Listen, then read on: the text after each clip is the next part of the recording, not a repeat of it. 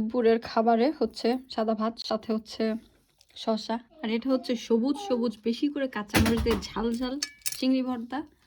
Chicken দিয়ে বাঁধাকপি রান্না করছি, সেটা আমার মনে হয় না আমি চিকেনটাকে ধরবো বা খাবো। এই চিংড়ি ভর্তাটা হচ্ছে এমন ঝাল হয়েছে, আমার জামাই পুরো ঘেমে গেছে, ওর চুল টুল ভিজে গেছে পুরা পুরো একদম কাঁচামরিচের বিচি দেখা যাচ্ছে। আধা ভাটা করে বানিয়েছি।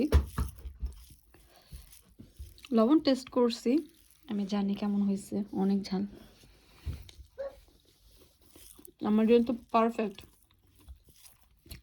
এখন হচ্ছে একটু বাস জার্নি করে আসছি, তড়িঘড়ি করে ভর্তাটা বানাইছি যাতে এই মানে কি বলে বাসে উঠলে কেমন যেন একটা একদম সারাদিন মনে হয় যে অসুস্থ অসুস্থ একটা ভাব চলে আসে, সেটা একদম চলে গেছে আমার জামাইয়ের, এখন আমারও।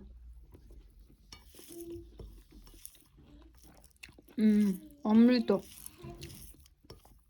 অবশ্যই চিংড়ি মাছ সাথে হচ্ছে অল্প রসুন পেঁয়াজ আর বেশি করে কাঁচামরিচ ধনিয়া পাতা দিয়ে ভর্তাটা বানিয়ে খাবেন, দেখবেন অনেক মজা।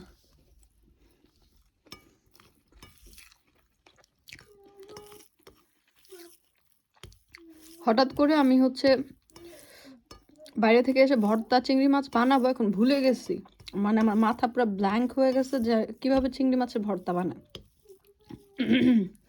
তারপর এভাবে সবকিছু ভেজে বানিয়ে ফেলছি, মজা হয়েছে।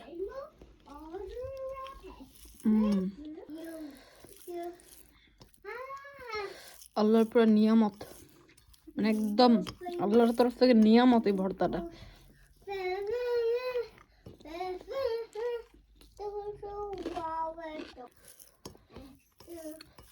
একটা জায়গায় গিয়েছিলাম আমি, আমার হাজবেন্ড, ও হচ্ছে দৌড়ে এসে কাজে চলে গেল একটু খেয়ে, ওর 3টায় জব স্টার্ট।